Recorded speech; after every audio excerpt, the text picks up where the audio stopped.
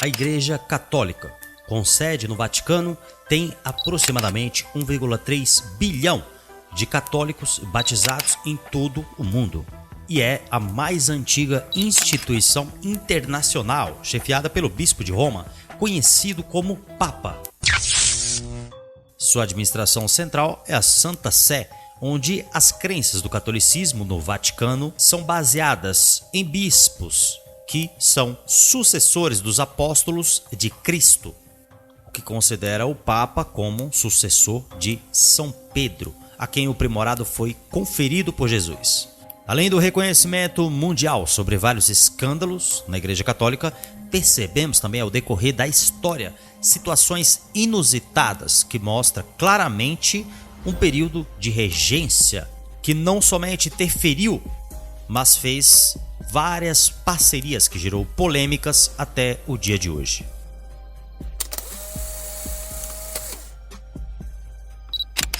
Datada no ano de 1184, o Vaticano criou um grupo de imposição religiosa católica. Sobre aqueles que não aderissem ao catolicismo como religião, a força era a maneira pela qual o grupo agia, perseguindo e obrigando a todo custo suas ideias e seus pensamentos divinos. Outra situação inusitada a mando da Igreja Católica é conhecida como a época da caça às bruxas ou época da Inquisição,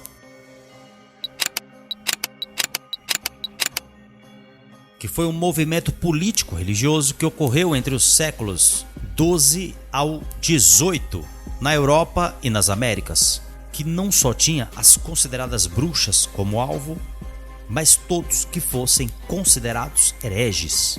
Com a procura de normalizar a prática religiosa, criou-se a instituição com autonomia para investigar e julgar pessoas acusadas de heresia, baseado no sistema jurídico da Igreja Católica Romana, onde heresia na época era os revolucionários ou qualquer pessoa que demonstrasse defender sua própria opinião, correndo o risco de ser condenado à pena de morte.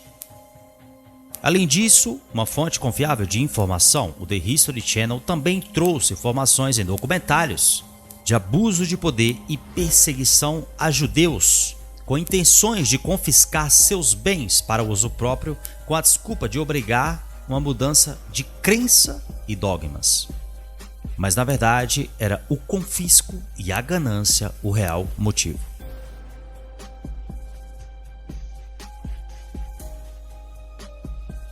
Desde a Roma Antiga, no século XV para o século XVI, a Igreja Católica permite que o perdão dos pecados possam ser alcançados através de doações de propriedades para a Igreja.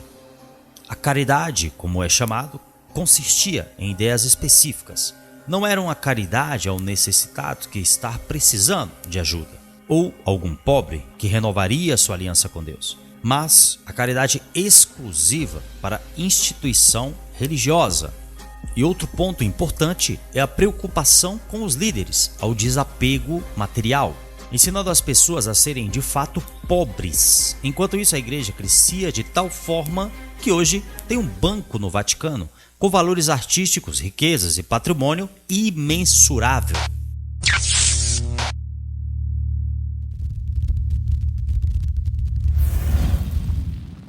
Outro fato inusitado na Igreja Católica acontece em 11 de fevereiro de 1929. Mussolini e o cardeal Pietro Gasparri, secretário do Estado da Santa Sé e um dos aliados mais próximos de Pio XI, assinaram o Tratado de Latrão, no qual o governo italiano reconhecia a soberania política e território do Vaticano. E com esse tratado entre Mussolini e a Igreja Católica se dá várias perseguições daquela época, que abre os olhos para mostrar de fato quem é a Igreja Católica desde a época de antigamente, assim como até mesmo outras religiões que em suas falas ou até mesmo em seus pensamentos gnósticos tem como alvo mostrar como exemplo à humanidade de como se deve ser uma pessoa que segue um evangelho verdadeiro, Mas ao decorrer da história percebemos que a própria instituição religiosa não segue os padrões e os parâmetros que ela mesmo põe na mesa. E não ache que é diferente se você observar outras religiões. Pois afinal de contas, tudo que se mistura com política se torna política.